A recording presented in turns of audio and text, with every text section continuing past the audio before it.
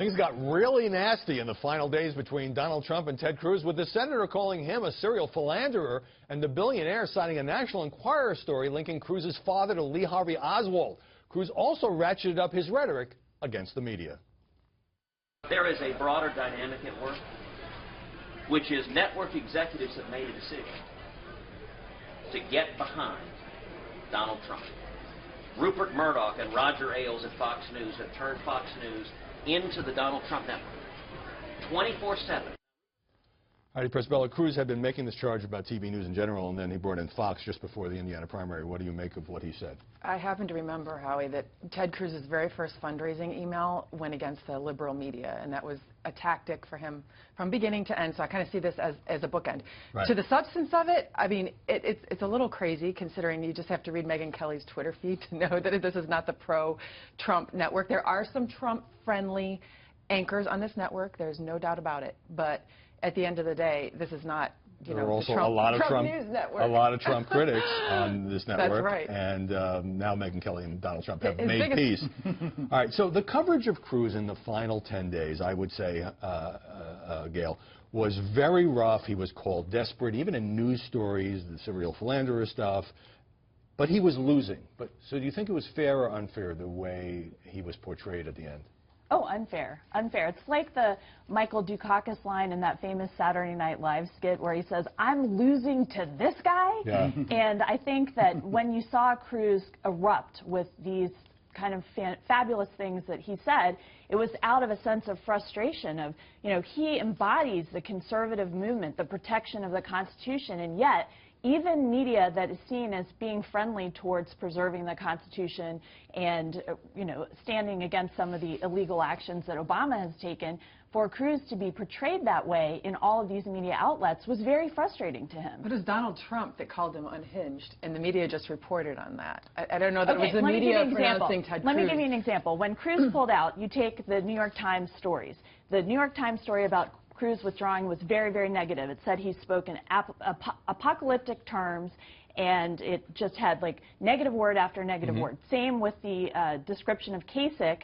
The New York Times, which had endorsed him, talked about Kasich's moderate views and his soothing message. So you saw this over and over again because they thought Ted Cruz should be one of them. He'd gone to Princeton, he went to Harvard, he was in one of the most august, deliberative bodies in the entire world. So it was upsetting to the mainstream media that he was not one of them. There's no doubt that there's many people in the media who maybe didn't like Ted Cruz, but Ted Cruz's biggest problem was with the other Republicans, and the media is just reporting on what those Republicans are saying. I will just add this.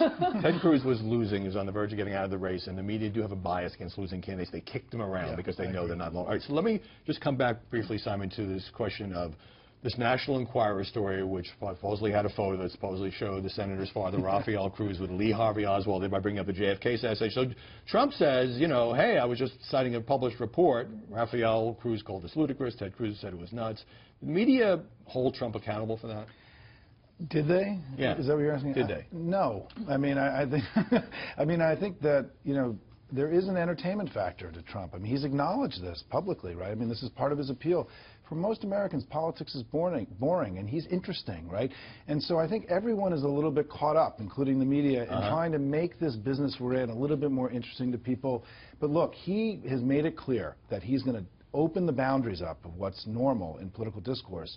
He's really going to challenge the media this cycle about where they draw the lines on exactly this kind of stuff. All right, let me turn to Hillary Clinton because she's given a few television interviews now as she looks toward the fall campaign, even though Bernie Sanders hasn't given up and is still hanging around.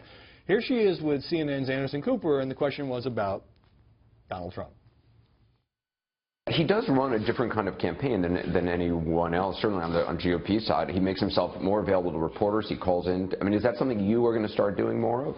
Oh, well, look, he did it, and it worked for him, and I think reporters now have a chance to ask some tougher questions. The man is the presumptive nominee, and, being a loose cannon doesn't in any way protect him, I hope, from being asked the hard questions that he should have been asked during the whole primary process. Did Hillary Clinton duck the question about whether she's going to do more interviews? Totally. Yeah. Look, I think the one good thing that could come out of this in terms of the media's relationship with our elected leaders is that since the Bush White House, things have gotten worse and worse in terms of access for the official media who are with the candidates day in and day out. And hopefully Trump's accessibility will start to change some of that, because it's only gotten worse from what I understand from my colleagues who cover the Obama administration. Okay, briefly, what was your reaction to the way Hillary handled that question?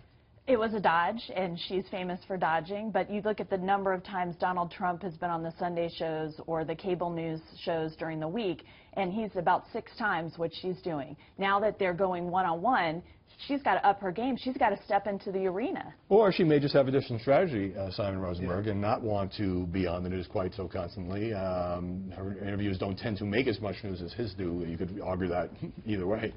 Yeah, she's done a lot of interviews. I mean, she's not getting, the people who are covering her day to day are not getting as much access. But you know, Anderson Cooper. I mean, there's a whole list of people interviews. covering her day to day are hardly getting any access. Right, but I mean, she's still out in the media doing interviews. Yes. And to your point, she doesn't make as much news. There's not as much follow-on like there is with Trump. I mean, every time Trump speaks, there's a million tweets and there's another network. Right. And she's more even-keeled on this stuff. And so I think the campaign is going to have to make a big decision, right, about whether they feel this is a problem or an asset, and I think it'll be interesting to watch. And on that point, Simon Rosenberg, Gail Trotter, Heidi Presbella, great to see you guys this Sunday.